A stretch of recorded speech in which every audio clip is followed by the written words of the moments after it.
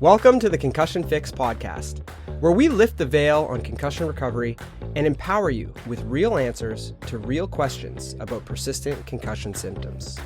Each episode, you'll hear real, live Q&A sessions with real members of the Concussion Fix program, an online recovery program that has helped more than 3,000 people find relief from their persistent concussion symptoms. Guided by our experienced clinical team, Dr. Paul Hrkal, Melinda Krynen Hill, and myself, Dr. Cameron Marshall, we're here to share insights, empathy, and a clear path forward. In order to protect the privacy of the members, we have stripped away names and blurred faces. Please remember all information shared is for educational purposes only and should not replace medical advice. If you need extra support and guidance for your recovery, we encourage you to check out the Concussion Fix program by visiting concussiondoc.io or Google Concussion Fix and read some reviews and see if it's right for you. Whether you're looking for answers, hope, or just a little bit of encouragement, we're here for you. You're not alone. Recovery is possible, and it starts right here.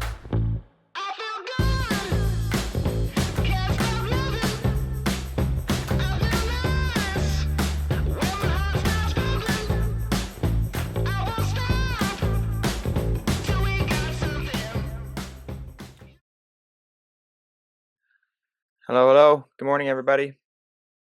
Or afternoon, wherever you shall be. Morning. A couple wins to share from people within the community. We have Sarah. Sarah started the program 6 months ago. She started at a 90 out of 132, which is a super high symptom severity score. And now she is down to an 18. So basically almost at full recovery in 6 months. So right on, Sarah. And then Justin, another really high symptom score. He joined 5 months ago. His symptom severity score was 93, which again is a massively high symptom score. And he's now down to a 14. Now remember, anything around like a 7 to a 10 is considered full recovery because that's what the average is in the general population. Right? If I was to give out that symptom severity score to everyone in the general population, the average would be around 7 to 10. So Justin is now at a 14 from a 93 in only 5 months. So the program works, and that's what's awesome. And we love seeing that. That's the whole thing. Okay, so we're going to go to our first question, which is... Hi, I have my son with me today. Hello, son. Hello. So just to update you from what we talked 2 weeks ago, that day I talked to you, I took my sunglasses off from in the house. Yep. And my eyes were hurting and burning all day and into the night that night. I've been struggling ever since getting the house more light. I feel like my sleep has gotten a lot worse too. In the last week and a half, I've go many days with no sleep. I can't nap during the day. And my energy levels are obviously extremely low because I have no brain power. So I'm running into this wall of trying to get outside and knowing how much to do because I know I'm very low and I got to start from somewhere. But I don't know how much to push, and if pushing, by the time lunchtime comes, I don't have any gas in the head at all, and being in any amount of light seems to pull my head really hard, so that I can't do anything, and my eyes feel like they're going to strain again really hard. So I'm kind of in this point where a doctor gave me some medicine to start 2 days ago to help with the sleep. I feel like it's affecting my nervous system though. It's helping. I got sleep the last 2 nights, but like today, just trying to get onto this and make sure I'm concise with what I'm saying has me feeling I'm a nervous wreck, which I normally don't have that kind of a problem. So I just wanted to know, I guess, with my symptoms, I'm having a very hard time knowing how much to do. Like, and is pushing my symptoms causing my threshold to be nothing? Because I remember you saying in the past about battery life, like with your brain. And when you first get into the concussion, the first in the beginning, it takes a while to get, it's so many days for it to grow. And I'm wondering, with me pushing my symptoms too far, just to survive in my house during the day, is that constantly resetting me how much battery life my brain has for the day? Or is it the sleep, the going many days with no sleep, getting a night of sleep, and then going days of no sleep, and all the anxiety? Is that what is going on? And how much can I push? Can I get out of the house and go see my mom, who's very sick right now? There's things going on, and I don't want to be in this house anymore, but I don't know if it's making me worse by doing too much, more than what my brain can handle. Um, I know it's a lot to unpack. yeah, it is, because it's kind of a tricky situation. Because, all right, so I think we're talking about two different things. So in the initial phases of concussion, right after the injury happens, for the first like couple weeks, we have this kind of energy deficit within the brain, right? But beyond that, recovery occurs from that perspective. So the way that you're framing this is that there's something with your brain, right? My brain battery power and all this other stuff. Well, brain battery power should be back to normal, but there's all sorts of other things that can impact that. If you take somebody who's normal and healthy and you take away their sleep for a few days, they're going to be a wreck, right? Like, it's a form of torture. It's what it feels like. Sleep deprivation is a form of torture. They use this to torture people, sleep deprivation, because it'll make you go crazy. It will dysregulate your nervous system. It will increase your anxiety. It will increase inflammation. It will do all sorts of kind of negative things. So what are we dealing with here? Are we dealing with a brain battery power issue? Or are we dealing with just a lack of sleep that's creating all these things? Is it increased anxiety because we're not, getting out of the house and we're just going stir crazy, and that's starting to affect our mental health and our mental well-being, and then that starts to impact our sleep and everything else, because you can't sleep when you're anxious, you can't sleep when your sympathetic nervous system is, going crazy. So it's kind of this delicate balance where if you overdo it, yeah, it can cause a setback. If you underdo it for too long, things get worse and worse and worse, and then your threshold for overdoing it becomes so minimal, That's where I feel like I'm at. right? So at some point, you kind of have to get out of it. And if you've gotten to a point where, like, ideally, we wouldn't have gotten to this point. Like, ideally, we would have gotten in a little bit earlier and kind of made some shifts before we got into this situation where you were lying in bed all day and hiding inside the house. Because now I feel that's probably pulled things back so close that, like, any amount of stimulation, any amount of activity is too much, right? So in those cases, you kind of have to push a little bit to get out of that hole, right? So it's kind of this weird place that you're in, where in a normal kind of PCS case, we would tell them to kind of find that line and work below it. But when your line is literally right next to lying in bed, you have to kind of do something to kind of push a little bit to get out of that hole, to push that line a little bit further. So it is kind of a tricky situation. And there's all sorts of factors that will go into this, right? Like, if previous experiences with stimulation like light have increased your symptoms, you're going to have this expectation of it happening, and then that can increase your anxiety towards it before it even happens. And so you're already going into it with a potential state of, oh no, is this going to make me worse or not? And then because of that, the stress of that alone will make it worse, right? So it's almost like a self-fulfilling prophecy. Maybe I'll turn it over to Melinda here, just to talk about from like a mental health perspective, because I feel that that's a lot of what is going on. It's like a huge anxiety response, I think, that is driving a lot of this. That's kind of what comes out to me, but I don't know, what do you think, Melinda?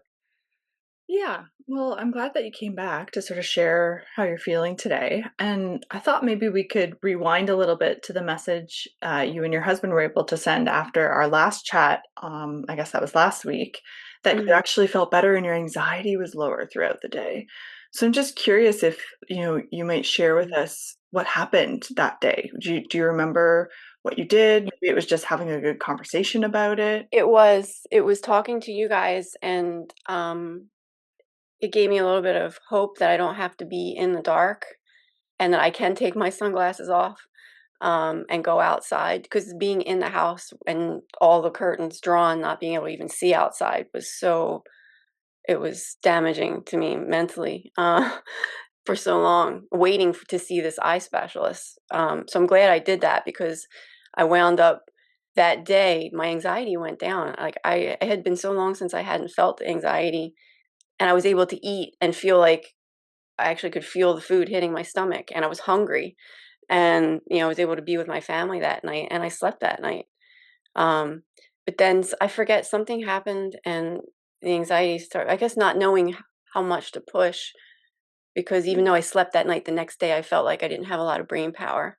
And I feel like that's so important. Just even that moment of knowing, hold on, something gave me hope.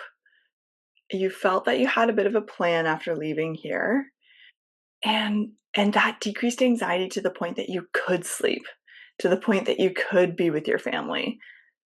So we're onto something there, right? This sense of anxiety as related to, maybe a heightened nervous system response, you're not able to sleep. But if you can do something to decrease the anxiety, you Mhm. start to feel better. So I wouldn't even go anywhere except there, right? This, taking your sunglasses off or doing these things that make you feel unsafe, just do what you're doing. My recommendation might be a little bit different from my, psychology hat perspective. But the sense of just that example of how your mood and your anxiety shifted after having a hopeful conversation, allowing you to do so much more, shares with me that we don't really want to change anything that you're doing to try to push yourself to do more, but you just want to keep reestablishing that hopefulness, the sense of how you can support the anxiety that you're feeling, and which ways are going to be helpful to do that, knowing that you'll get there. Right? I think perhaps I'm speculating, so you'll have to Mhm. let me know what it was in your experience. But oftentimes when someone's really suffering, they need consistent conversations, right? So in my profession, I would meet Mhm. someone, twice a week in order to help support them to stay motivated, to stay hopeful. But then if you just go back into your day-to-day routine and you don't know what to do, right, then your anxiety comes back and all the symptoms come back. And sometimes it can get worse because you have this moment of hopefulness and then you're by yourself again, right? And not sure what to do. And then everything ramps up. It can sometimes even ramp up more than what it was before. So, what that shares with me, and of course, I don't know everything about your individual case, is that I think that speaking to someone twice a week would be very helpful. So, a mental health professional, a social worker, a psychologist, an OT, someone who can help you. Help remind you that this is going to improve, but it's going to take time, right? So Mhm. having accountability. Sometimes when we're so overwhelmed ourselves, we can't give ourselves that same hopefulness and encouragement and motivation. We need it to come from someone else. So last week it came from us. But since this is an online psychoeducational program with once a week support for everyone that comes, it's just not enough. So that would be my recommendation. I wouldn't even try exposures at this point. Maybe for a minute or two, but rating yourself at a 10. If you're a 10 out of 10, taking your sunglasses off and forcing yourself to go outside is going to make you a 12 out of 10. Mhm. So that's kind of all I would say. I wouldn't go anywhere else into our program or into, some of the vestibular or vision therapy. It's really just calming down that nervous system and helping to bring you to a place where you believe that you can get better. Okay. And listening to my modules would be fine as well, maybe with your husband or, with your son. Yeah, I've been trying to do that. I feel like being in here so much is creating this, and that's why I didn't know is actually because we go for a walk in the morning now for 5 minutes. Good. A lot of Yeah. times I don't know, and he was taking me for a drive.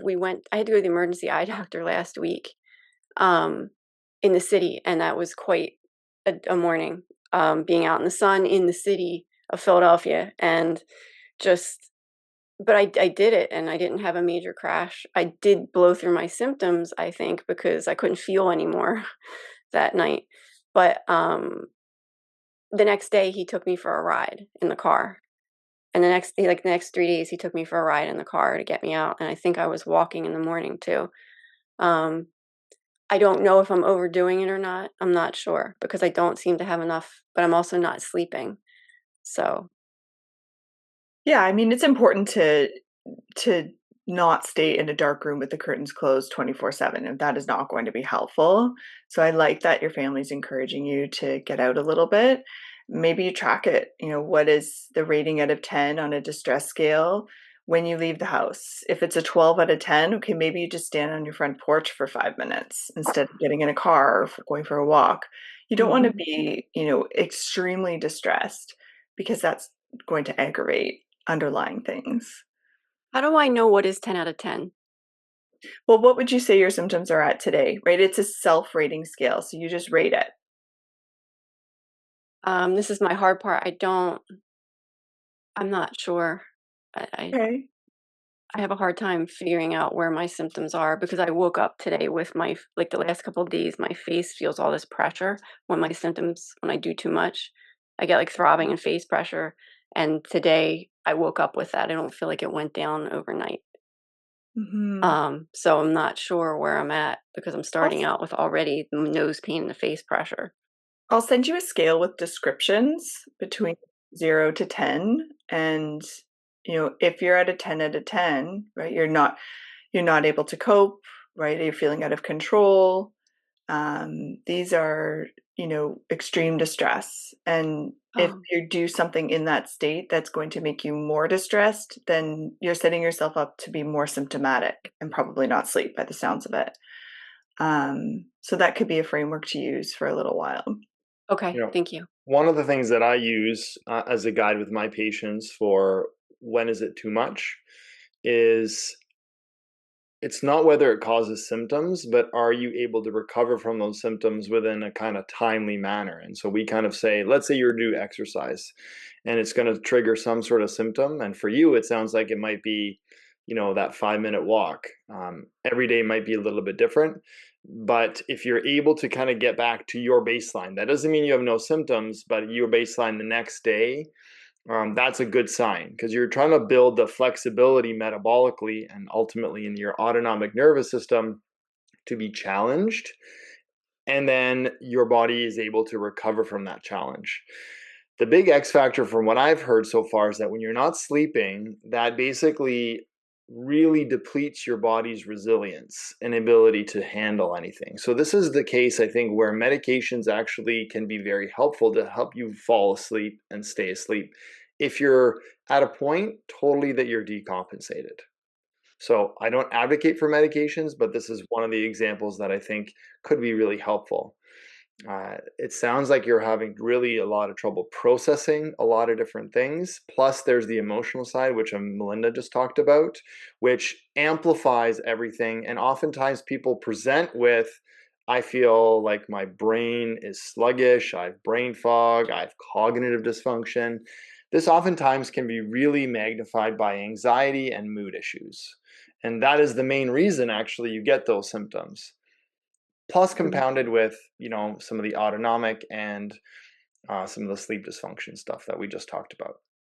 So when I the final thing I'll say is that when a case is really complex and you feel like you don't really know where to turn, there has to be kind of one string that we pull on to try to unravel this mess and that a person finds themselves in. And I find most of the time it's sleep that you start with when it's super complex. That's going to be the most fruitful situation, because when you're able to sleep in some way, that is going to be restorative and you're going to have better capacity. So that sometimes needs to be pharmacologically or naturally aided to get you to that point. And then you can, because there's no point of trying to think about like exercising if you're not sleeping. Yeah. I'll just say that that's going to be a exercise in futility. Does that make sense? Yes, yes, that's what I was wondering, but I didn't know if me not walking and getting outside was also contributing to the not sleeping. Uh, in my opinion or experience, that probably isn't. Like that 5 minute walk is not going to be the reason you can't sleep. Okay. Like I think that I think that we can comfortably. I feel comfortable saying that. I think that there's some other major underlying things that might be contributing to the lack of sleep, and that needs to be troubleshot as an initial, and then focus on getting that into as best state as possible, and then move on to some of the other things, the other capacities, all the things that Melinda talked about, and Cam, in terms of calming your nervous system, vagus nerve exercises, things that don't require a huge amount of physical ATP investment, but also have a kind of a balancing effect, would be I think really really good place to start too. Okay. Yeah, and I think that goes hand in hand also with kind of the anxiety response, right? Like I think a lot of this is like, to me it just seems like a lot of anxiety response, and then if you're anxious, you're not going to be able to sleep. And then if you're not able to sleep, then you become more anxious.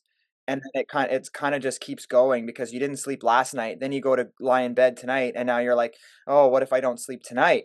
Yes. And oh my God. And then now your anxiety increases, which makes it so that you can't sleep. And then now you're 2 nights down, and then it's just worse and worse and worse. So I think sleep is the thread, but I also think that it's the anxiety, right? So, and I don't know if you've talked to your doctor about maybe like anxiety medication, because that might help to just kind of give you a little bit of a leg up in this period where things are kind of unraveling. Sometimes it just helps you to just kind of, calm things down and realize, right? Like the fact that the conversation with us decreased your anxiety and you were able to do way more tells us that like anxiety is probably a big driving factor here. So what can we do for the anxiety, right? Well, I think it's breathing exercises. I do think that getting outside and getting a little bit of physical activity actually helps with reducing anxiety. I wouldn't be trying to look for your threshold or doing anything crazy, but a 5-minute walk in the morning, a 5-minute walk in the afternoon or in the evening, like I think all those things are good for just kind of calming things down, right? Take your shoes off and just walk in the grass, just kind of some of that grounding type stuff. Mhm. Um, breathing exercises, just, deep kind of box breathing.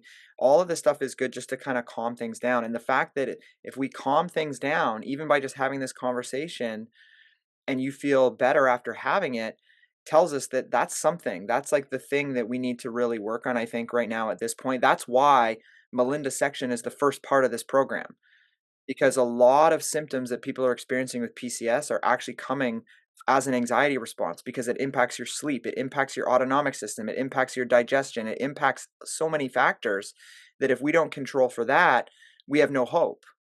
And that's really why it becomes kind of the main part of the foundation, is really controlling that mental health. So you may want to talk to your doctor about maybe getting, some anxiety medication just to get you over this kind of period where it'll allow you to do more. It'll allow you to, you know, sleep better potentially. Um, Yeah, I'm putting in the chat here a link or just description on Psychology Today. And you filter that for insomnia. And like Dr. Cam said, combination therapy can be really helpful with medication as well. But I didn't hear so far that you've tried to work with a psychological professional regularly, right? Knowing that accountability is important I to did support your sleep. I did try. My husband contacted someone that one of the doctors had given us a couple of places to call. We filtered it to people that would do it online, so that it was less of me having to go in person at this point. But the person that we had talked to a couple times actually makes my anxiety worse. She usually Mm. starts the conversation telling me, when I ask her how she's doing, I'm better than you. So it just, I don't know, it's not working with her. And Yeah, that doesn't sound like a good fit. So keep, absolutely keep looking for someone. I just put in the chat there how to find someone. I think that's number one, right? And making sure you're checking in with your health professional. If there's one thing we've been able to take away from today, it's that accountability matters to you and you need someone to talk to regularly. Okay, thank you. Okay, next question is. Good morning. I think my questions are pretty quick. Or question. I'm still working through the modules, and I'm in the diet portion. There were a couple of things that, and I haven't went back. I need to go back and watch again. But since I'm on this morning, I thought I could go ahead and ask them. We talked about matcha and doing matcha tea, but they're also talked about not using caffeine. And doesn't matcha have caffeine? Yeah, it's a really common question, and the new course actually I've addressed it. Because I get this question so often. I'd suggest once it's launched in the next couple of weeks, I'd suggest you go and look at that diet section again, where I just dedicate a whole lesson on hydration, tea, coffee, alcohol, all the things that people ask really often. But really quickly, the answer is actually quite straightforward. Is that both coffee and tea have caffeine in it. Green tea has less caffeine than black tea because of the way that it's actually made. And matcha and other types of green tea also have an amino acid called L-theanine, which has a counterbalancing effect to caffeine.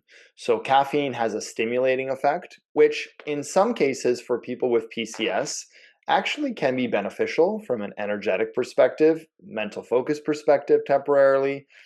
And there are some antioxidants associated with it in terms of coffee. However, most of the time, people that are experiencing anxiety or insomnia should avoid all types of caffeine. The exception here is green tea because of the counterbalancing effects of theanine and the lower levels. Now, there are a couple examples of people that say I'm even too sensitive to the amount of caffeine that's found in green tea or regular types of tea. It's my experience that it's less stimulating than coffee. So I think that it's one of those, let's try it out, see how it feels. But you're totally right. There is a lower level of caffeine in it, but there's some other counterbalancing things. Okay, so kind of on that caffeine note, and I've been trying some matcha. Sometimes I think that it's more calming to my system. Is it when there's a little bit of caffeine? Is that possible? Is that after you drink the matcha or just any caffeine? I think any caffeine. I mean, I haven't had caffeine in a very long time, so I'm just incorporating that back in. But sometimes I think it's more calming. I don't notice energy from it. Let me maybe put it that way.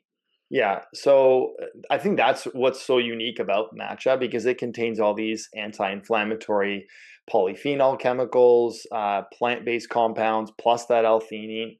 Those actually, for some people, on kind of a mental neurotransmitter level, find it actually more calming than stimulating. So I have heard that piece of feedback before, specifically around the green tea aspect. And I would say actually matcha specifically keeps coming back up. If you're getting that after you drink, an energy drink or espresso, that probably is to do with the caffeine. And then what I would say, that this might be a situation where you actually lack some of the catecholamine response hormones that actually make you feel a little bit more focused. The analogy I use is that the common medication that people are prescribed for ADHD are amphetamines, and amphetamines are stimulants. And so for some people, the effect of that medication, if it works for people with ADHD or ADD, is that they actually feel more calm, even though they're being prescribed stimulants. So they're kind of been given something that they're able to focus their attention, and that results in a perception of being more calm, but in fact, the brain is actually being stimulated on kind of a neurochemical perspective. Does that make sense in terms of using that type of analogy? Um, yes, I will process that a little bit longer, but yes, Sure. that's been helpful. Thank you. Yeah. I'm not diagnosing you with ADHD. I want to make sure you understand that. I'm just saying that that is one of the possible reasons that some people actually have what we might think a paradoxical effect, where it's the opposite thing. But most likely it's the fact that if you're trying and experimenting with some green tea, especially matcha, there's some other calming components to it. Okay, perfect. Thank you. You're welcome. Next up is All right.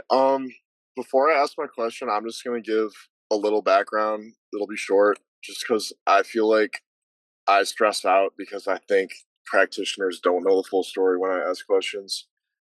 So basically, I've had neck pain for at least 4 years, but it never gave me any issues other than my neck would just hurt, like when I was sleeping sometimes, and sometimes when I swam. And in May, wait, yeah, no, wait, let me think. Yeah, first day of May in 2023, I was dropped vertically on my head, and then the same night I fell downstairs and hit my cheek on the ground pretty hard. So since then, no, actually, so after that happened, I had concussion symptoms for about 2 weeks, and then it was gone. And my neck also hurt really bad the day after, but it got better, kind of like how it was before the injury happened. And then a month and a half after that night where I hit my head twice, I bumped my head on the ceiling. And it was a pretty hard hit, but it was the kind of hit that I wouldn't have expected to be a concussion before I'd I'd ever gotten one in my life. And since then I've had symptoms. So it's been over 2 years now. I've had symptoms. And my symptoms are, the main thing I have is I get this feeling in my head that's really uncomfortable, that it's kind of like dizziness, but I also, it's like a sensation in my head that I feel behind my eyes and in my forehead, and it gets aggravated when I move my head and look around, and if I'm in crowds, if it's sunny out, and if I'm sitting down one on one to talk with someone, also it gets worse. And sometimes I'll go a day and it's not bad at all unless I'm looking around. And sometimes I'll have it all day, even if I do everything correctly. It seems like. Um, I also have a lot of anxiety, I think, and I think I had that even before I got concussions. And like right when I hit my head the day or yeah, 2 days after actually is when I started getting bad symptoms. I immediately thought like I'm gonna be like this for the rest of my life, like it's over. So that's kind of just some background on my mindset about it, how I was. And I don't really think I've improved that much at all in 2 years. And I'll go a few months where I kind of just try not to think about it, even though it's really present in my life and annoying. But then I'll go a few days where I'm really thinking about it and I'm really just depressed about it and hopeless. And that happened like the beginning of this week. And I was kind of hopeless, thinking there's no way I'm going to get out of this. And I actually I started having meetings with Gilad from the movement things, the movement and mindset stuff. And he was doing the safe and sound protocol with me. And I didn't really notice anything until yesterday, but yesterday I was super symptomatic. And then after doing that, I felt like almost perfect the rest of the day and this morning, which is weird because I've been super busy and not getting a lot of sleep this week, which would usually make it worse. And while I was swim coaching this morning, I felt super good. And then I just started thinking about oh, like, when is it gonna get bad again? And I started, like, getting, like, nervous about it getting bad. And I don't know why, I just could not stop thinking about it for, like, half an hour, and then slowly it came back. And this is the first time I've noticed that, like, just thinking about it is all I can think of that just made it come back, and now I'm symptomatic. But it's like, yeah, that's a lot of information, but I just oh, one more thing. Also, I'm seeing a neck chiropractor, and I started that a month and a half ago, and I don't know if I don't know if it's working or not, because some days I'll go and I'll feel better after, and some days I'll go and I'll feel worse after. So I don't know if that's just how it goes, but my neck does feel better after, but my symptoms, it doesn't really seem like it correlates any way specifically. Um, yeah, so I don't know if just anyone has any thoughts on what I should do moving forward about it. And also, a big point of my anxiety is the fact that I hit my head twice in one night, and then again a month and a half later.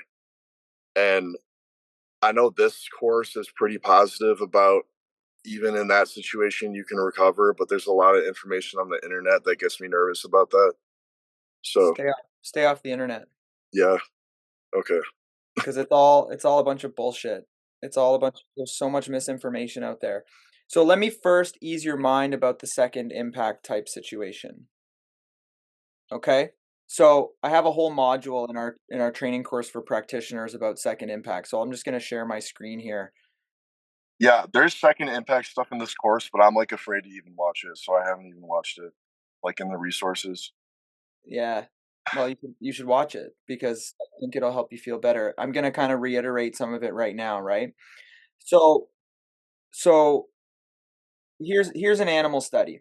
Okay?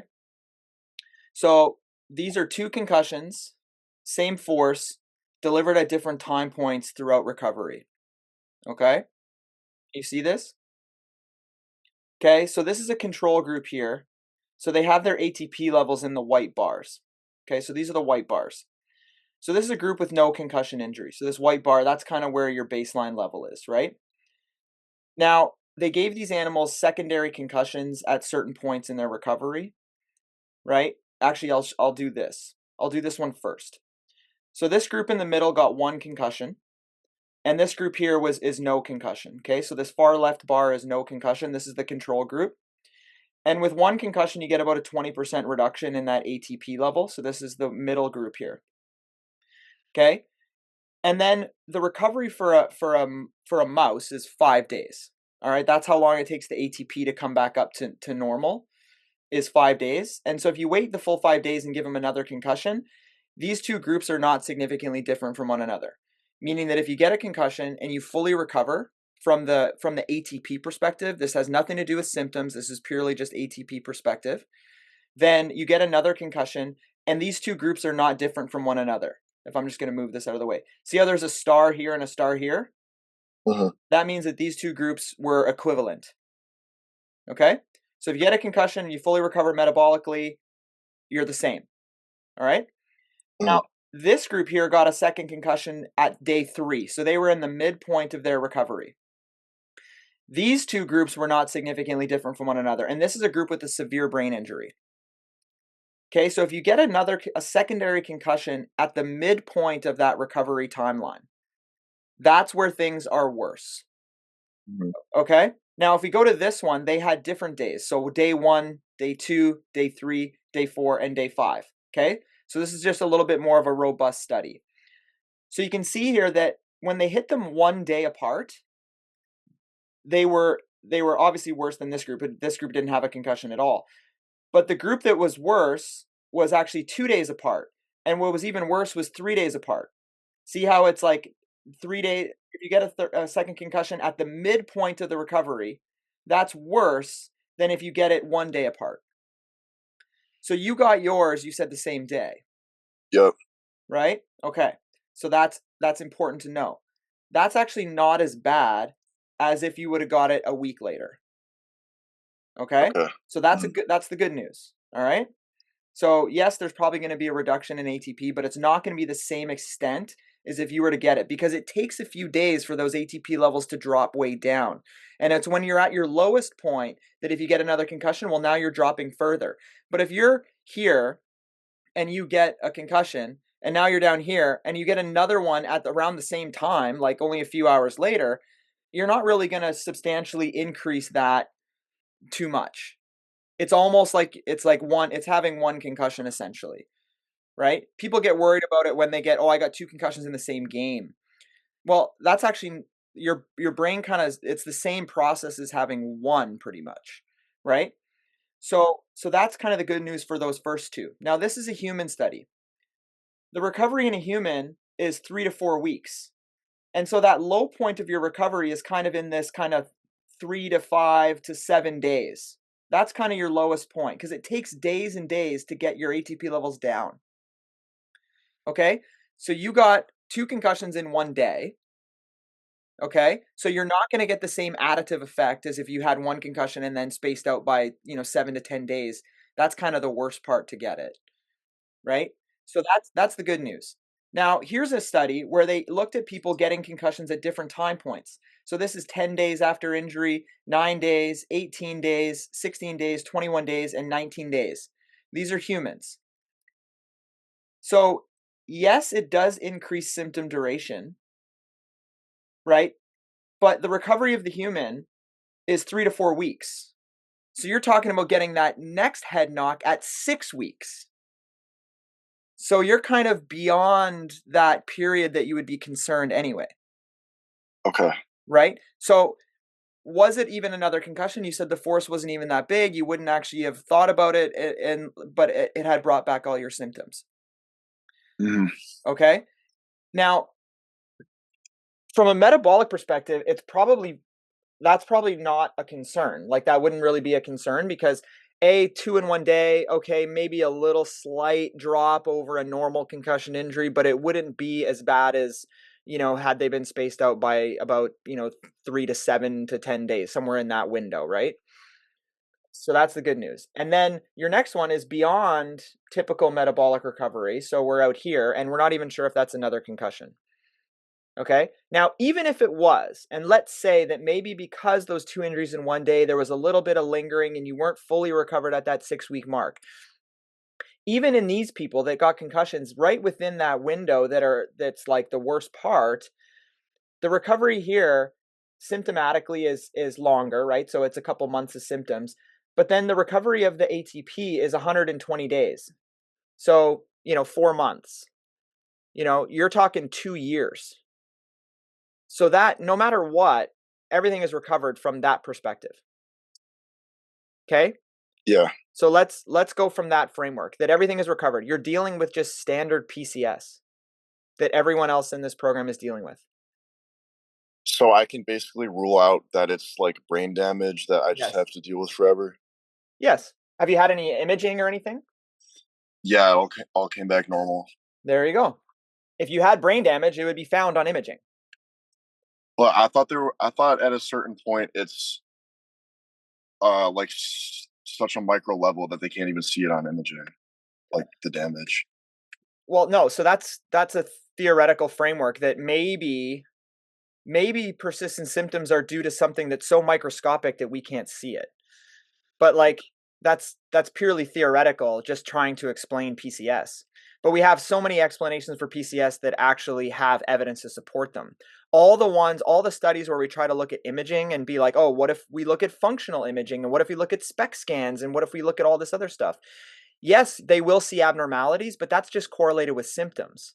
If somebody has symptoms, even if they've never had a concussion before, if somebody has an anxiety disorder, for example, their brain scans on SPECT, on DTI, on fMRI, they will look the exact same as somebody with PCS. If somebody has chronic headaches, their brain scans will look the exact same as anyone with PCS. So it's just like, how well do you feel? If you're feeling 100%, you have no symptoms at all, your brain scans will be normal. Right? These are functional imaging modalities. So they look at how the brain functions. Well, if you're in pain, your brain doesn't function the same way. So it's going to look abnormal compared to somebody with no symptoms, no pain, no anxiety, nothing. But if I compare concussion patients with anxiety disorder patients, you can't tell the difference between them. If I compare concussion patients with chronic pain patients, you can't tell the difference between them, even though they've never had a concussion at all. So it's not brain damage. It's potentially dysfunction in how your brain is working, but that could be related to anxiety. It could be related to pain. It could be related to autonomic function. It could be related to anything. They've even done a study where they looked at concussion and compared them to people with low socioeconomic status, and they were the same, irrespective of symptoms. So it's like all of these factors go into this, right? So the idea that there's microscopic brain damage is theoretical at best, right? There's no good evidence for it. But actual brain damage that would cause significant symptoms would be something that you would see on imaging. So if that's been ruled out, you're dealing with PCS. And that's what everyone else in this program is dealing with. So your situation is no different from anyone else. Your protocol is no different than anything else. Now, the symptoms that you're experiencing, pressure in the head, pain in the eyes, a weird dizziness sensation, trouble with crowds, to me that sounds very neck related. Okay? But that's also triggered by anxiety. And we know that people that have pre-existing anxiety before their injury tend to do worse. You're more likely to develop persistent symptoms if you already had anxiety in the past, because it just makes anxiety worse. Concussion, even if you didn't have anxiety in the past, it's more likely that you will develop anxiety in the future. So the diagnosis of anxiety disorders within 3 years of having a concussion injury basically double over that of any other type of injury. So it's likely that you're just dealing with the constellation of symptoms. Now, that 6-week injury is likely like a concussion cliff situation. Have you seen the video on concussion cliff? Yeah. Right. So you have concussion injury, you have dysregulation in some of these systems, but after a few weeks, you said they went away initially, right? After 2 weeks after the second concussion, you're like, okay, I'm feeling pretty good. Now, in that scenario, you're likely just standing right on the edge of that cliff. Your systems are dysregulated, but it's kind of subclinical. You're not experiencing any symptoms, but you're right on the edge of that cliff. The next stressor that comes along, concussion or not, throws you off the cliff, and now you develop PCS. So the way to get out of that cliff is just to keep working on those systems. The fact that you did this session with Gilad, and it's addressing kind of mental health and anxiety, and all of a sudden you feel fantastic for a couple days. What is that? Did Gilad get in there and fix the damage in your brain? No. Right. So I think that's a big thing. And then what brought it back? You spiraling, thinking about it. Yeah. Right? That increases stress, that increases tension in your neck, and then now the anxiety of that, you kind of ruminate on it, right? You just keep spinning in this thought pattern that then brings all those symptoms back. So if you can get rid of them by doing things for your mental health, and you can bring them back by thinking about them and spiraling about it, what does that tell you? Anxiety's at least one of the causes. At least one of the causes, right? Yeah.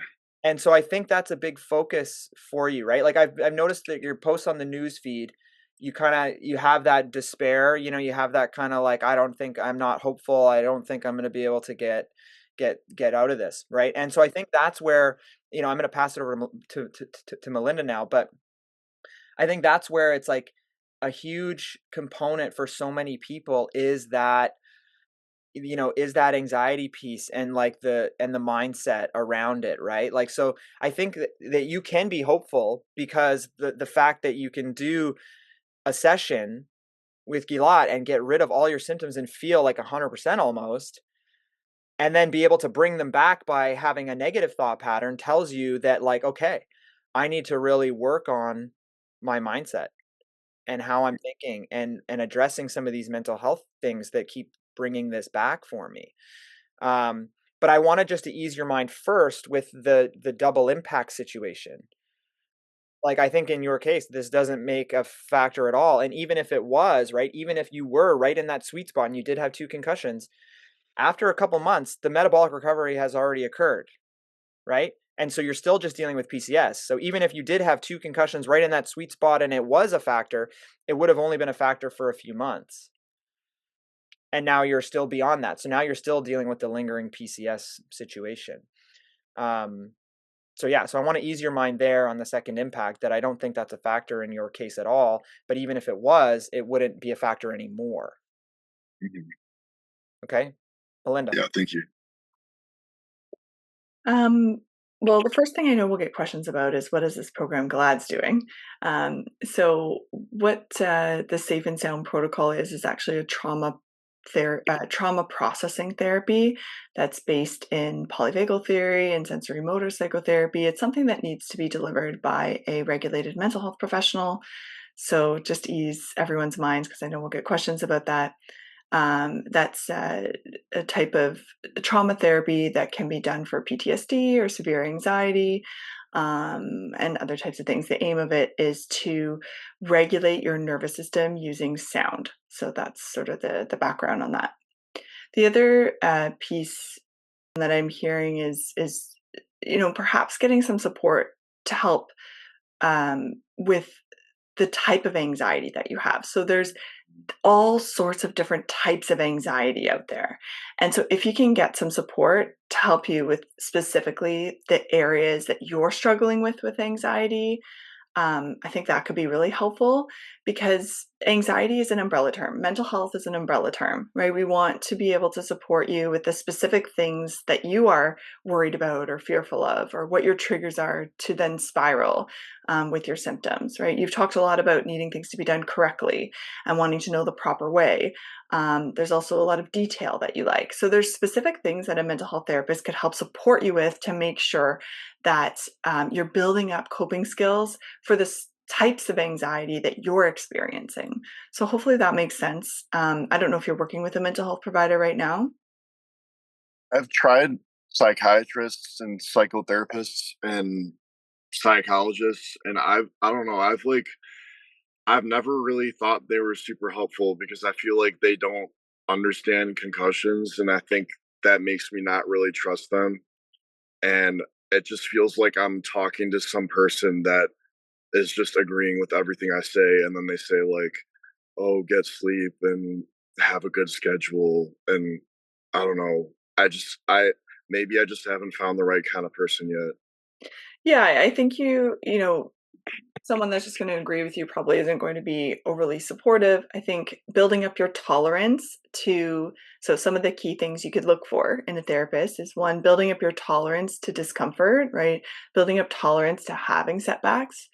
The other piece is working through processing grief, right? Managing the difficult sensations we feel in the body, working through the difficult experiences we have that can remind us of things we've lost. So these are specific coping skills that certain therapists could help you with. The other piece is when we over focus on symptoms. That's something you've shared with us previously. Requires certain types of tools and supports in the anxiety realm to help you with, right? If we're internally focused, that can create a lot of stress. If I just simplify it, a lot of stress for us that makes us get stuck even more in the symptoms that we're experiencing. So, from my perspective, and from what you've shared with us over the last while, I do think that added mental health support is sort of what you need right now. There's something called Reassurance. I'm maybe not going to get into the clinical terms, but when we're looking for reassurance, right? What does this mean, right? What do these symptoms mean? That's also a type of anxiety that a mental health professional can help you build up skills to cope with, right? So if we're constantly looking for the answer, right? You mentioned Googling. These are things that are going to end up pushing us back into these spirals with our symptoms. And the more we focus on our symptoms, the more likely we are to experience symptom flares. So it can be sort of this hamster wheel effect that happens. And I hear you can get off the hamster wheel for a little bit, and then we get put back in, right? And building up coping skills to help you step off the hamster wheel and stay off the hamster wheel is sort of what I've been hearing from your shares on the news feed, from prior times speaking with you, as well as today. So I don't know if it's worth trying again. Where are you located? I'm in the Detroit area of Michigan. Okay, so I'll send you a couple ideas over direct message for people you could work with if you're open to trying again. But I'm hearing the providers that you did see were just sort of maybe being empathetic and supportive, but they weren't actually helping you to build up specific coping skills for the anxieties you have. Yeah. Yeah, so it sounds like maybe you need someone to do that. Okay, thank you. And I will just say, like, I think that we, a lot of times with concussion, people want to make sure that the person understands concussion. I think to a degree that is important. But when, we're talking about something like this, where like, okay, concussion, if we just think about it this way, concussion is gone, concussion is over. What are we dealing with? Well, we might be dealing with some neck dysfunction. We might be dealing with some anxiety. We might be dealing with some other things. It's important just to think about, like, okay, you're just really seeing this person for anxiety. They're specialists in this area, right? This is where they go. So I don't think we can discount or discredit somebody because they may not understand concussion fully, because really what you're dealing with, I think, now is anxiety. So you need to find somebody who can help you with anxiety and the specific anxiety that you're experiencing. So don't get too hung up on whether or not they understand concussion fully, because it's you're not there anymore. You're just dealing with the lingering effects, which tend to be those other kind of dysfunctions. So yeah, just thinking about that from like just having an open mind perspective going in. But again, you have to find somebody that jives with you too. So I think that it's important, if you're not getting a good vibe, or you're feeling they're not getting to the crux of the issue, then yeah, it's fine to cut ties and go somewhere else. But I think that there's a lot that you can be hopeful for. The fact that you can have these periods where you feel really good, and then bring them back by having kind of more negative thought patterns. I think it's like, okay, well, that's something that's the thread we can pull, is how do we get those negative thought patterns to be gone, right? And how do we build up the tools to be able to drive them away whenever we want? Mm-hmm. Okay. Do you have any thoughts on the neck treatment? Yeah. So, I mean, I have to know what they're doing for your neck. Is it upper cervical, or what is it? Yeah, I'm going to someone that is on that map on the Concussion Fix program. Okay. So it's someone in Windsor. So I'm driving an hour every week to get there. Right. And he'll like do adjustments on my neck and my back and massage my neck. And he gave me these exercises to do at home. And he gave me a couple vestibular type exercises too, even though I think they don't really work because I've tried a lot of them. But yeah, that's kind of what's happening. I go and he does adjustments and massages my back, and my neck feels better after. Yeah. But I don't really notice a change in symptoms. Well, I do sometimes, but sometimes it's good and sometimes it's bad. So Yeah, I mean, that frequently happens. If there's neck dysfunction, anything you do to the neck can sometimes flare it up and sometimes make it, better. Is he doing is he really digging in? Like, can he recreate your symptoms when he treats you? not really. Like, for I example, don't. that Yeah. pressure in the head, like if I'm pushing back here, I'm asking you, like, where do you feel that? Like, does anything travel? Is he pushing in hard, or is he just kind of gently rubbing? I don't think he's going that hard. Okay. I mean, one other option you may want to do, you said you're in Detroit area. Mm-hmm. Have you gone on the Active Release website? Yeah, I have. I actually Well, saw someone else in the area from that, but he was going even lighter than the guy I'm with right now, and he didn't. I mean, I always stress about people not understanding concussions that work with me, so I stopped seeing him. That was part of the reason. But I don't know. I could try more, I guess. I like the guy I'm with right now, but yeah, I don't know. I just need to do whatever works. So yeah. Um, I mean, if you like him and you find that it's helping, then yeah, for sure. You may just want to look at that ART map again and try to see if Mhm. there's somebody else in your area that's closer, so you don't have to go an hour and cross the border and all that stuff. Um, it may just be that, different hands, different styles, like everyone you see is going to because just touch and style and how you do it, every practitioner is going to be so different. Right. So it's really kind of patient dependent, practitioner dependent. You may have to try a few people before you find the one that's actually able to kind of, get in there, hit the right spots and get rid of some of the symptoms. It sounds very much neck related though, right? Issues with crowds, pressure in the head and in the eyes. Like to me, that's like, okay, Yeah. So it's just kind of like you try someone a few times and then switch or Yeah, usually what I say is like within 4 to 6 weeks, you should be noticing some substantial improvements. And if you're not, then either they're missing it or it's not the issue. So then you got to try another person. Like, I would try a few people before you say, you know what, I don't think it's the issue anymore, because none of these people are able to treat it. But necks are one of those things that there's very few people that are really good at it. So what I usually say is, like, if you go on the ART website, at least we know that they have, soft tissue training, because a lot of chiros will just do adjustments and they won't do the soft tissue, which is a big mistake, I think, in my opinion. And then if you find, okay, here's a chiro that does ART, then you go to their website and look at the conditions they treat. If they have a huge part of their website that's dedicated to like headache disorders, then they're probably pretty good at treating necks. Right? So that's kind of what you're looking for, is somebody who's really good at headache. Concussion doesn't necessarily matter as much. It's, like I said, you're dealing with the lingering effects. And right now you got, some neck issues that are causing some head type symptoms. Let's find somebody who's really good at treating necks. How do we find that? Well, you want somebody who has the ability to do soft tissue work and adjustments, and they need to be good at neck stuff. And the kind of thing that shows us they're good at neck stuff is if they treat a lot of headaches. Yeah. Okay. All right. Yeah. Thank you so much. That was so helpful. You're welcome. Okay. Next up is. Thank you so much. Nice to talk to you today. Just to follow up with, I think, a conversation we had a couple of weeks ago in terms of hormone dysregulation. So right now I'm waiting to see an endocrinologist in September.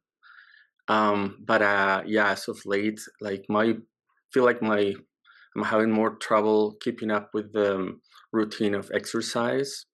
I know we were talking with Dr. Paul Hrkal about putting more attention on the human growth hormone. Mm-hmm. When I looked at my numbers on the blood test, I couldn't find a specific human growth hormone number, but an insulin-like growth factor. Yes. And was it in normal range? It was 101, so kind of in the lower side of things. Yeah, so that's something that the endocrinologist will look at further. Just to give you insight, in case we missed it last time, insulin-like growth factor, IGF-1, is the initial marker that's done to assess growth hormone. Even though it's not growth hormone, it's a surrogate marker for growth hormone. And so that if it's in normal range, most likely it's okay. If it's low, again, you're based in the US, I believe. It's all different units sometimes. So that would be a question to ask the endocrinologist. Okay. Yeah, I'm wondering also, like, I think my other hormones are kind of on the lower side, nothing out of range, but the feeling of like not being able to recover from exercise, would you guys be, like the other thing, I'm on the testosterone replacement therapy. You said you were on it? Yeah, I've been on I'm about to finish 3rd month. And have you noticed the difference since you started it? Unfortunately not, and the numbers sort of confirm it. I started at 6.9, went up to 7, got the highest I got to 8.5, which is, I think, is the lower part of their considered normal range. Yes. And then the last test went down to 7.5.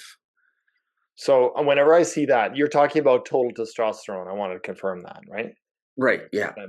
I mean, you're still low. So that means whatever testosterone therapy that you're doing is not really getting up into the ideal range. So the way that I like to guide patients with this is that when you're using bioidentical, meaning like natural hormone testing, testosterone, the way that we know you're in range is, number one, symptoms are improving, and secondly, you're seeing values go up back to the normal range, like in your 20s, for example. Okay. So if it's not, then that tells me that the type of delivery system that you're using is just not working, whether it's the gel, whether it's the injection. Maybe you need to switch. There's now different ways of even doing like pellets that are inserted and slowly released. So there's a whole bunch of options. So I'd go back to whoever prescribed and said, I don't think this is working. You need to change the dose, you need to change the delivery, something like that. Okay, I'll try that. And while I wait until September, I was wondering if supplementation-wise, if there's something that could help this hormone dysregulation. Are you talking about in general or specifically around the testosterone? Yeah, possibly. I think probably testosterone and human growth hormone are probably the ones that are more related to muscle recovery and being able to sustain. Because I'm actually getting more like pains that I used to have in the past, like lower back, and developing some problems with my legs in pain, and so I'm guessing there might be something related to this dysfunction. Could not be but the case, but maybe. Yeah, the pain, it often, in my experience, is not directly related to a hormonal deficiency. That's related to usually a structural issue, especially if it's localized. If it's like general pain, then that may be related to some things, related hormones. Like, for example, migraines are well known to be potentially caused with different reproductive hormones for women. So that's something that I don't think is a strong connection there. In terms of your first question about the supplementation around supporting hormones, there's nothing stronger than actually giving the hormone itself. So when you are really low, I think supplementation is worth a try, but in my experience, it's not as effective in anywhere close to being as effective as actually hormone itself. Like, there's a lot of thyroid supplementation out there, and that is okay for people that are maybe borderline, so they kind of try to improve their thyroid function. Same with testosterone. There's a lot of testosterone boosting supplements out there. You're talking about magnitudes of like 10% improvement based on some of the studies. That 10% improvement for you is what you just experienced, like going from 6 to 9. It would be like a 10% improvement. So that being said, I think that go back, change the dose. You can look at a couple herbs, and I'll give you just like a couple leads here. Mm-hmm. One of them is called a herb called ashwagandha. There's a specific KSM extract that you can look at. KSM extract. There's a number which is escaping me after. KSM 95 or something like that. Anyways, it is the patented form of ashwagandha that has some research showing that it may raise testosterone. Again, we're talking about those types of small magnitudes. There's a whole bunch of other supplements that have been touted to increase testosterone, like Tongkat Ali. There's horny goat weed, which is a funny name that's appropriate, obviously. There's another herb called saffron, which I'm a huge fan of, that has some effects possibly on supporting testosterone levels, but not, I think, as compelling as the ashwagandha. So I think that's a good place to start. Obviously, the other thing to consider from a nutraceutical perspective is if you're deficient in vitamin D or zinc, that can impair testosterone production. So that's definitely something that should be an easy check. Oftentimes overlooked by endocrinologists. It's rare that people are deficient in those, but it can be an additional factor that might be helpful. A lot of supplements that claim to boost testosterone almost always have some zinc in it because of that research. So it's worth a try, but I don't know, it won't be as strong as testosterone itself, I guess is what I'm trying to say. Yeah, that makes sense.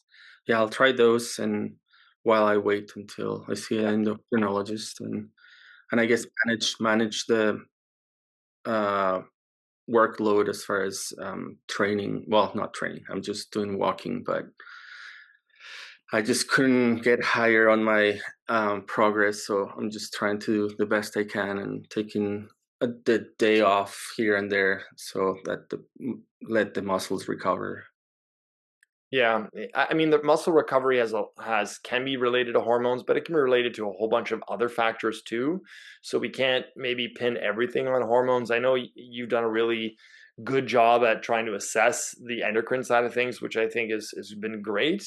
But at the same time, don't get so focused on that is the only issue that you might have. There could be some other reasons why you're not able to recover from a muscular perspective. Autonomics are really common.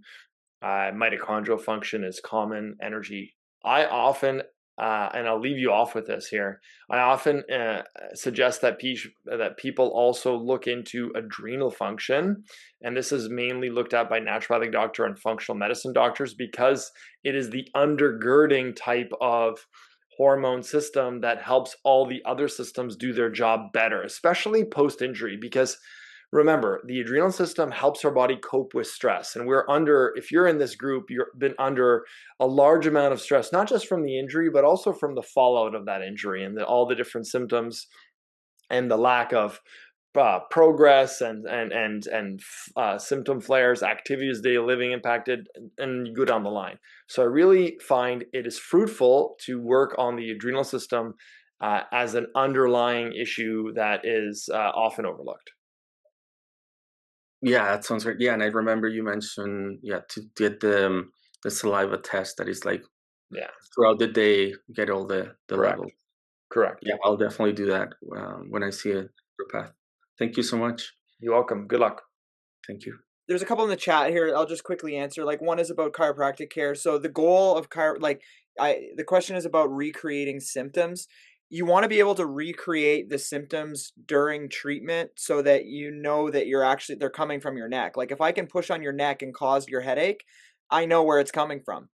And so those are the areas and muscles that I'm going to treat. And once I release those muscles, then the headache goes away. That's why you want to be able to recreate it. If you're getting treatment that's so light that they're not able to actually recreate your headache, then what are they doing?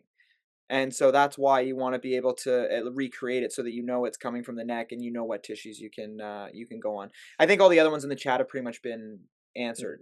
So let's go for the last question of today. So my question mostly is about kind of like my nervous system. It's very out of whack, and I've been kind of following kind of all the meditations, mindfulness, thought challenging. I'm a CBT therapist as well, so I've been like really therapizing myself and using all my own techniques, but it seems to be very physical. And even when my mind is distracted or I'm having a conversation with someone and having more of a pleasant time, physically my heart rate just won't drop below 80 beats per minute ever.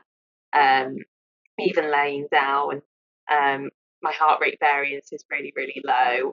My stress scores are always super high, and I've actually taken my smartwatch off because I was getting too fixated and that was just adding to my stress. So yeah, it seems really hard to kind of do anything whilst my nervous system is so dysregulated. I'm doing cold showers, breathing techniques, everything. And before the concussion happened, I was having some shoulder and neck issues anyway. So I'd booked in already for an assessment with a chiropractor. And that ended up happening a couple of weeks after my concussion. And they did tell me that I had C1, what's it called, subluxation. My C1 vertebra is out of alignment, and they said at the time, "Oh, that'll be interfering with your vagus nerve because it's kind of where it comes out." So my question is whether, or I can keep going with the mindfulness and the relaxation techniques, but if it's kind of my neck issue that's causing this vagus nerve dysfunction, is it going to get anywhere, or should I resume? Because I stopped doing anything with the chiro, like I haven't looked at that for a while, but it's kind of come back into my head this week because my heart rate just won't calm down. Whether that is the reason, whether it's going to be really hard to implement the mindfulness stuff and anything else whilst that's going on as well. So yeah, I just wanted your take. So there's a few things, like, so your autonomic system is, there's a whole bunch of different potential factors, right? Neck dysfunction can contribute to autonomic dysregulation. Also, some of the vagus nerve stimulation stuff that you're already talking about, like breathing exercises, cold water exposure, all of that stuff is helpful. It also could be related to some of the stress stuff we were talking about with HPA axis and adrenals and things like that. So there's a lot of factors. And so when you're going through this program, the first part obviously is dealing with the mindset and all that stuff. Now, if you've been doing all of that and you're kind of not getting anywhere with it, then it's okay to move on to the next step. Keep doing that stuff. But because there's other things that impact your nervous system, like sleep, for example, like exercise, right? So I would say keep going through to the next part of the Concussion Fix program. And it might be worth adding in the chiro again to see if that helps from the nervous system perspective. But there's a whole bunch, like almost every step in this program will help to regulate your autonomic nervous system, right? So don't necessarily just stay there thinking like, okay, I'm just going to keep doing this and forever until it helps my nervous system, because other steps along the way will also add to that. Do you know what I mean? So it's a very comprehensive, thing. So I would just say, just keep doing what you're doing. Obviously, you have training in this area, so that you're very familiar with it, but you're also doing it, which is great. You're, therapizing yourself. You're following Melinda's stuff. You're redoing programs. You said the SMART program, or is that what you said? But then I think, okay, let's get into the diet, and let's do more vagus nerve stimulation. And then let's get into the exercise section, and maybe let's get some treatment from the chiro to see if that neck dysfunction is contributing as well. So I think it's okay to move forward. Okay, thank you. And then my final question, which there probably is no quick fix, but I've been unsure about whether to exercise or not because my symptoms still are really high. But again, I know that is helpful to regulate the nervous system. And I have noticed on days where I've done more of a brisk walk or something, my heart rate has then been lower later on in the day. So yeah, I suppose kind of how much to push through with symptoms to exercise. If you're like, I know that improves some areas of the concussion, but it makes other areas worse. It's just really hard to balance. So I would say don't start pushing your exercise until you get to the exercise section, because there's a certain protocol to follow, how to do it properly, how to build it up properly.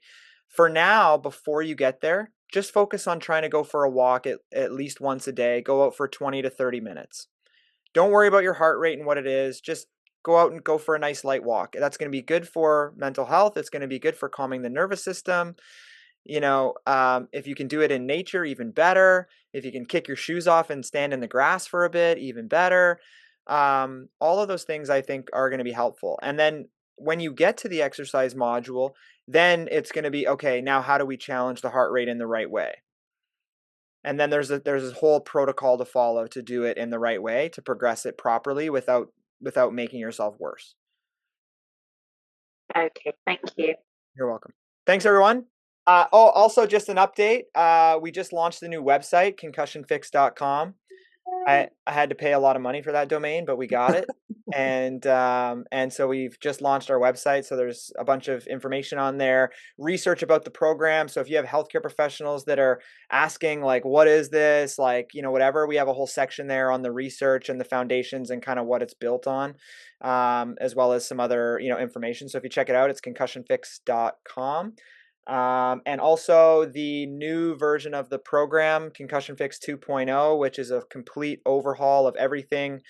We've reordered and restructured things and put a lot more information in there. That is set to launch in probably the next 1 to 2 weeks, depending on how quickly we can get stuff in and get it all transferred over. But everyone in this program will get immediate access to it. So you'll have access to both programs. So if you're going through the current one and you want to just keep doing that, that's fine. If you want to transition and go and add the new program and basically start over with the new program, that would be great as well. But you'll have access to both programs. It'll all be covered in your one membership fee.